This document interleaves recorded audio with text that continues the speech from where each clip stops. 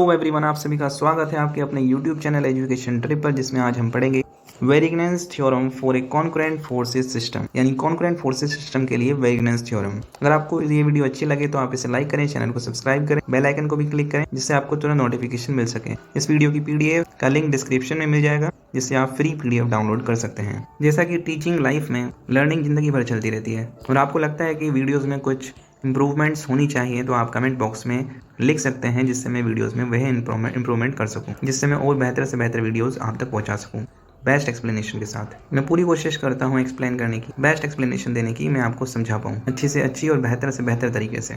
तो आज का ये वीडियो शुरू करते हैं। इसमें आज हम पढ़ेंगे Varignon's theorem for a concurrent force system. जैसा कि हम जानते हैं, कॉन्करेंट फोर्स सिस्टम माने होता है कि ऐसा फोर्स सिस्टम जिसमें सारी फोर्सेस किसी एक पॉइंट के थ्रू जाती हों या किसी एक पॉइंट पर लगती हों, तब उस सिस्टम को हम कॉन्करेंट फोर्सेस सिस्टम कहेंगे और उन फोर्सेस को कॉन्करेंट फोर्सेस कहेंगे। और उन्हीं फोर्सेस के लिए वेरिगनेस थ्योरम कुछ कहती है। वो क्या कहती है, देखिए, the sum of the movements of a system of concurrent forces about any point or line is equal to the movement of their resultant about the point or line. ये कहती है सिंपल से दो शब्द कि जितनी भी कॉन्करेंट फोर्सेस हैं उन सभी का मूवमेंट निकालें और फिर उसको सम कर दें। वो सम बराबर होगा, इक्वल होगा जो इन फोर्सेस का रिजल्टेंट है, उस रिजल्टेंट का मूवमेंट निकालें और उसको निकालकर उसे इक्वेट करके देखें। तो ये रिजल्टेंट का मूवमेंट जो होगा और जितनी भी फोर्सेस हैं कॉन्करेंट फोर्सेस, उन सभी के मूवमेंट का सम वो बराबर होगा। नहीं आई समझ में? एक बार और कोशिश करते हैं। जैसे कि कॉन्करेंट फोर्सेस हैं F1, F2, F3, ऐसे करके तीन कॉन्करेंट फोर्सेस हैं, ठीक है। और इन तीनों का मूवमेंट निकाला M1, M2, M3, ठीक है। तो M1, M2, M3 इस तीनों का मूवमेंट का अगर सम में निकाल दूं, यानी कि M1 plus M2 plus M3 ऐसे करके सम ऑफ द मूवमेंट निकालूं, तो ये सम जो होगा वो रिजल्टेंट के मूवमेंट के इक्वल होगा।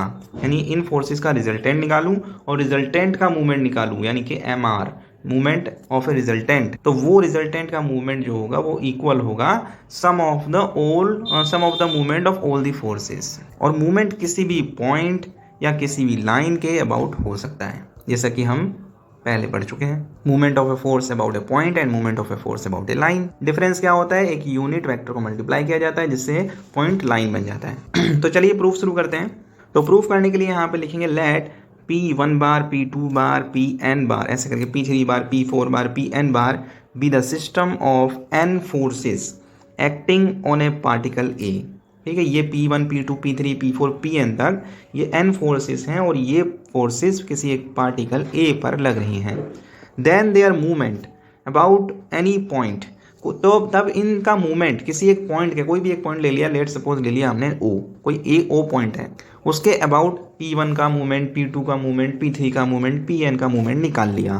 तो मूवमेंट क्या होगा, small r into P1, it means perpendicular distance from the point O to the force and multiply by the magnitude of the force, and magnitude of the force is P1 and the perpendicular distance is R। इसी तरीके से सारी forces का movement निकाल लिया, R into P2, R into P3, R into P4, ऐसे करके R into Pn, तो R इंटू Pn बार। अब इन सारे मूवमेंट्स का जो हमने सभी फोर्सेस का मूवमेंट निकाला है उन सभी को सम करेंगे, जोड़ देंगे। तब लिखा हुआ है यहाँ पे the sum of the movements of the forces, जो हमने R into P1, R into P2, R into P3, R into Pn तक निकाला था, उसे प्लस कर देंगे। तो यहाँ प्लस कर दिया, R into P1 plus R into P2 plus R into P3 plus that that dash plus R into Pn तक सम करते चले गए। अब इन सभी में जो है R हमें दिखाई दे रहा है, सब जगह पे R इंटू हो रहा है, तो उसे पिंटू बनाकर बाहर ले आएंगे। तो R बाहर लाने के बाद अंदर क्या रह जाएगा, P1 plus P2 plus P3 plus P4 plus P5 dash dash करके Pn तक n फोर्सेस रह जाएंगे, उनके मैग्नीट्यूड रह जाएंगे और परपेंडिकुलर डिस्टेंस जो है वो कॉमन आ जाएगी जो R है। तो हमने कॉमन ले लिया बाय डिस्ट्रीब्यूटिव लॉ। और जैसा कि हम जानते हैं, resultant is the sum of the forces, जितनी भी कॉन्करेंट फोर्सेस हैं, कोप्लेनर कॉन्करेंट फोर्सेस हैं, उन कोप्लेनर कॉन्करेंट फोर्सेस का अगर मैं सम कर दूं, वेक्टर सम कर दूं, तो मुझे रिजल्टेंट मिल जाएगा। मान लो P Q, जैसे पैरेललोग्राम लॉ में दो फोर्सेस थी P और Q, उनको P बार प्लस Q बार बराबर R बार था, रिजल्टेंट के बराबर था। इसी तरीके से यहाँ पर P Q R है फोर्सेस, तो P, मान लो हमारे पास तीन फोर्सेस हैं P1, P2, P3, इनका resultant P1 plus P2 plus P3 होगा। ऐसे ही n फोर्सेस हैं, तो n फोर्सेस के लिए जो रिजल्टेंट होगा P1 plus P2 plus plus P3 plus P4 plus P5 digest करते करते Pn तक सम कर दो सभी फोर्सेस का, और हम बोल सकते हैं इन फोर्सेस का रिजल्टेंट जो होगा वो R आ जाएगा। हम P1 P2 P3 सम को R के बराबर लिख सकते हैं। तो वही हमने कर दिया यहाँ पर कि P1 P2 P3 P4 ये जितना भी डेटा लिखा हुआ है ना उसकी जगह पे R लिख सकते हैं। तो यही लिखा है हमने, R लिखते के साथ ही लिख दिया small r into capital R। Small r तो ये रहा बाहर, और कैपिटल R जो है वो इस सब डेटा से बन गया। वेयर जहाँ पे R बराबर है P1 plus P2 plus P3 plus P4 plus P5 plus Pn तक, जो कि रिजल्टेंट है सभी फोर्सेस का। And small r into capital R is what? Small r into capital R what? Small r is the perpendicular distance and r is the magnitude of the force and force is an resultant. R is the resultant force है। तो अब resultant force का अगर magnitude multiply हो रहा है किसी एक परपेंडिकुलर डिस्टेंस से टू द पॉइंट O, तो हम बोलेंगे कि ये रिजल्टेंट का मूवमेंट निकल के आ गया। तो हम कह सकते हैं कि ये जो R into small r into capital R है वो है movement of the resultant capital R about. तो ये इक्वल हो गया, ये दिखाई देने लग गया हमें कि जितने भी कोप्लेनर कॉन्करेंट फोर्सेस थी उन सभी के मूवमेंट निकाला, मूवमेंट निकाल के सम किया, स्मॉल r कॉमन लिया और अंदर रह गए सिर्फ मैग्नीट्यूड्स, और वो मैग्नीट्यूड्स का सम जो था उसकी जगह पे लिख दिया कैपिटल R, जो कि हो गया हमारा रिजल्टेंट। और रिजल्टेंट का मैग्नीट्यूड जब स्मॉल r यानी परपेंडिकुलर डिस्टेंस से मल्टीप्लाई हो गया तो इससे हमें रिजल्टेंट का मूवमेंट मिल गया। और फाइनली हमने कह दिया कि रिजल्टेंट का मूवमेंट यानी कि हो गया फोर्सेस के मूवमेंट के सम के बराबर। और यही कहानी गाथा रचती है वेरिग्नेंस थ्योरम। यही कहती है कि वेरिग्नेंस थ्योरम की जितनी भी कोप्लेनर कॉन्करेंट फोर्सेस हैं उन सभी का मूवमेंट निकालो और सम कर दो, वो बराबर होगा रिजल्टेंट के मूवमेंट के बराबर। तो अब उम्मीद करता हूँ कि आपको वेरिग्नेंस थ्योरम बिल्कुल क्लियर हो गई होगी। तो अभी तो हमने लिया कि मूवमेंट अबाउट ए पॉइंट। अब अगली बात कर लेते हैं कि अगर मूवमेंट अबाउट ए लाइन अगर लें तो जो वेरिग्नेंस थ्योरम ने जो कहा हमसे वो लाइन के लिए क्या सिद्ध होता है, क्या लाइन के लिए ट्रू है या नहीं है, या सिर्फ पॉइंट के लिए ट्रू है। पॉइंट के लिए ट्रू तो हमने यहाँ दिखा दिया, ऊपर दिखा दिया, लेकिन लाइन के लिए ट्रू है या नहीं है तो हम लाइन के लिए चेक करेंगे अब की बार।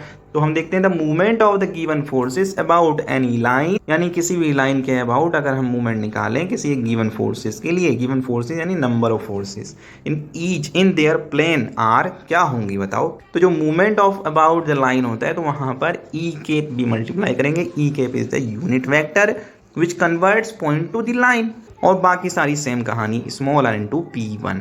इसी तरीके से जो दूसरी फोर्स होगी P2 उसका जो मूवमेंट होगा अबाउट द लाइन, तो हम सबसे पहले यूनिट वेक्टर लेंगे e cap dot small r is the perpendicular distance into में P2 का मैग्नीट्यूड।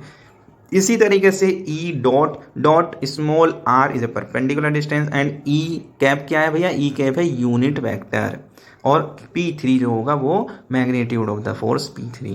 ऐसे ही करते करते सारे सम नहीं निकालेंगे, सबसे पहले मूवमेंट निकालेंगे इंडिविजुअली। तो यहाँ पर nth फोर्स का भी हम मूवमेंट निकाल देंगे, जो ई कैप जो कि यूनिट वेक्टर है, small r perpendicular distance and Pn is the magnitude of nth force. अब करना क्या है, कुछ नहीं करना है, बस सम करना है। जहाँ पे ई बीइंग द यूनिट वेक्टर लिख भी दिया in the distribution of the line L, then we are going to sum the movement of the forces, then the sum of the movement of the forces is, सम करते चले जाएंगे। तो ई cap जो ई cap था इन सब की जगह पे मैं प्लस लिख दूं, यही कहानी लिखी है नीचे ये वाली लाइन में, यही लिखा हुआ है टोटल। तो यहाँ लिख सकते हैं e cap dot small r into P1 plus कर दिया e cap dot small r into P2 plus e cap small r into P3, ऐसे करते करते सम करते जाओ e cap dot small r into Pn तक, यही चीज़ लिख दी। अब यहाँ पे ई कैप जितनी जगह पर ई कैप कॉमन ले लो, फिर इस तरीके से स्मॉल r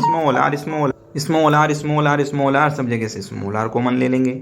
फिर उसके बाद जो होगा, चलो करके दिखा देते हैं भैया, कहीं बोलो गाना गा दिया। तो जब ई कैप कॉमन लिया तो अंदर क्या बचा, स्मॉल r इंटू P1, यहाँ पे small r into P1 plus small r into P2 plus small r into P3 plus small r into Pn तक, और ई कैप बाहर कॉमन ले लिया। इस तरीके से ई कैप तो बाहर ही था, बाहर ही रखा उसको, इन सब में से स्मॉल r कॉमन ले लिया। अब की बार स्मॉल r आ गया यहाँ पर, अंदर क्या बचा P1 plus P2 plus P3 plus P4 plus P5 plus P6 plus Pn तक, सारे सम करते चले गए। और इस समीशन को तो हमने ऊपर भी देखा था कि ये रिजल्टेंट होता है, पहचान लो इस गद्दार को, कि P1 P2 P3 P5 P6 ऐसे करते करते P4 भी है बीच में, तो Pn तक सम कर दो, तो तो वो रिजल्टेंट कहलाता है। वेक्टर सम जो होता है वो रिजल्टेंट कहलाता है। अगर फोर्सेस हैं, उन फोर्सेस का वेक्टर सम करें तो रिजल्टेंट आ जाता है। तो मैं इस जगह पर, इस डब्बे गोले की जगह पे मैं कैपिटल आर लिख सकता हूँ जो कि रिजल्टेंट होगा। तो लिख सकता हूँ, क्या लिख दिया मैंने यहाँ पे, capital R cap, small R तो रह गया था और ई कैप तो मैंने पहले ही बाहर निकाल रखा था, छुट्टी दे दी थी उसको। वेयर कैपिटल आर जो है वो तो रिजल्टेंट है, जो summation of vector summation of the forces है P1 plus P2 plus Pn तक। तो हम कह सकते हैं कि ये जो है ये रिजल्टेंट का मूवमेंट है अबाउट लाइन के। तो पूरी कहानी में हम ये भी कह सकते हैं कि जो sum of the movement of the coplanar forces of the concurrent forces, इन सभी का मूवमेंट का सम निकालने के बाद वो सम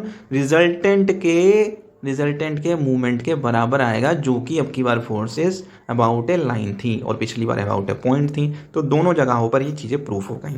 तो हम यहाँ पे लिख देंगे the movement of the resultant capital R about a line is this which is equal to sum of the movement of the forces concurrent forces. तो वेरिएगनेंस थ्योरम यहाँ पे प्रूफ हो गई। अब नेक्स्ट वीडियो के लिए है टॉपिक कपल। अब कपल का क्या मतलब होता है, कपल्स का क्या मतलब होता है, ये जानेंगे। देखते रहिए, नेक्स्ट वीडियो में मिलेंगे। आपको वीडियो अच्छी लगी हो तो लाइक करें, चैनल को सब्सक्राइब करें। Thanks for watching, thank you very much.